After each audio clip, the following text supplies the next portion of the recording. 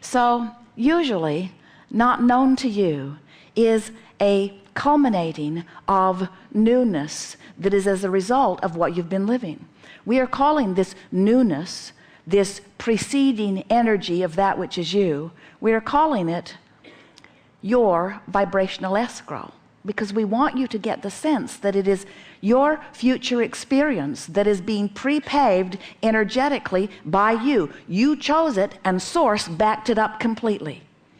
And because law of attraction, this most powerful law that is responding to all vibrations, this law that manages everything, is now responding to this powerful vortex that you have been creating since you got here. Oh, you didn't just start it. It was well underway when you made the decision to come.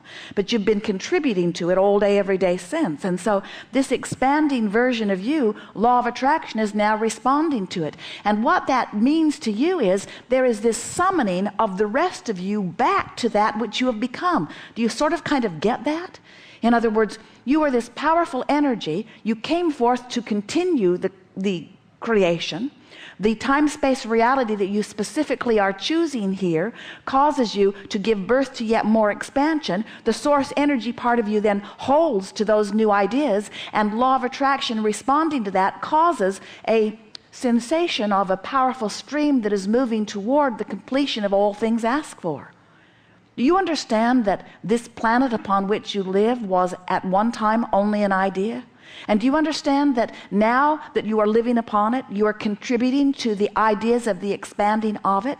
This is not a dwindling planet. This is not an environment that is becoming less than. It didn't peak out some time ago and now it is declining into nothingness.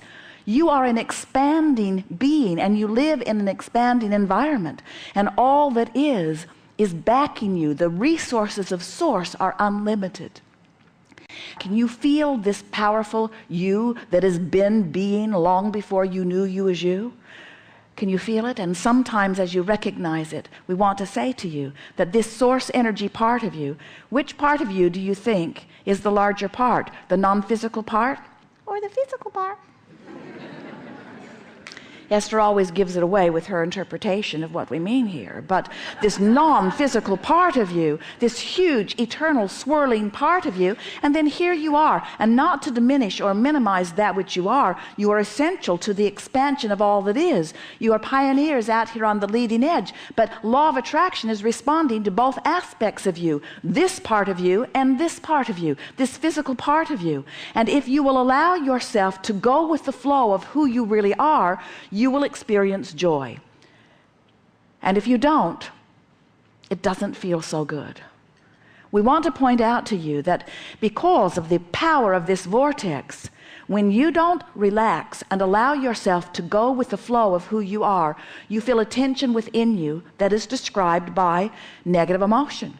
The worse you feel, the more you are pulling against this natural current. The better you feel, the more you are in the flow of this natural current. You see how it works? Love and joy and appreciation, passion, all of those feelings that feel so high and happy, all of those feelings are you in this moment holding a thought which causes you to activate a vibration. You could say you're beating the drum of something that is such a perfect match to who you really are that there is no resistance within the field of you. In other words, you are allowing alignment when you feel good. But if you are beating the drum of something, there's not enough of this, or that person is inappropriate, or I don't know what to do, or I'm afraid of this, or I don't have enough of something. When you beat the drum of those things that is so foreign to the vibration of who you are who is unlimited and loving and knowing and worthy and knowing it is worthy, when you are beating a drum in opposition to that which you really are, you feel the discord within you. And that's what negative emotion is. It's your magnificent, precise, in the moment, in every moment guidance that lets you know the vibrational vicinity of you. It lets you know whether you are offering a thought that contains a vibration that is emanating to the boundaries of the universe that matches who you really are or not.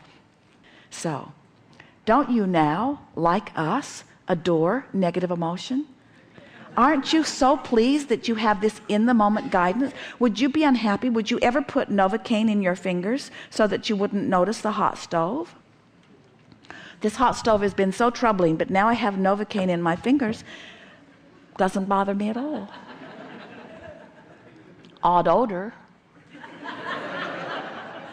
You don't want to numb yourself to your miscreating. You want to be alert to your miscreating. And so your negative emotion is your first signal that there is something that you want, that you have identified and put into vibrational escrow, that source is active about, but that you are contradicting with your point of view. That's what negative emotion is, the first signal. In other words, you are a lover. Who you really are is one who loves. And when you find something in your physical environment that you deem abhorrent, and you look at it, and rather than loving it, you hate it or you fear it, as you hold your attention upon it for not very long, 17 seconds is quite enough, as you give your attention to this unwanted thing and activate therefore within yourself, your physical self, a vibration about this thing you do not want, this thing you do not love, this thing that by your words you hate or despise, as you hold yourself there, you separate yourself, too strong of word, but you get the point. You set up resistance to who you really are. Because the source within you will never focus upon that negative aspect. Source will not join you in your negativity. That's why negative emotion exists.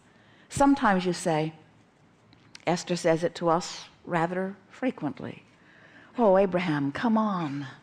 You got to give me this one. You're not willing to come over here and admit that this person is despicable? How much evidence do you need before you agree with me that I am right? And we say, your friends often will be there for you. They'll drag themselves over there into your muck. But the source within you never ever will join you in your lackful thoughts of discord. And so when you hold yourself in a place for a while, you get an indicator of the discord. Isn't that just the most magnificent guidance you can imagine? When you get off track from who you are, and not only do you, when you're getting off track from who you were before you were born, we're talking about you getting off track from who you are, from the expanded being that life has caused you to become. When you get off track from that, you don't feel good. Can you see how your life causes you to become more? And if you don't keep up with the more that you've become, you feel discord. That's what your emotions are all about. You keeping up with you.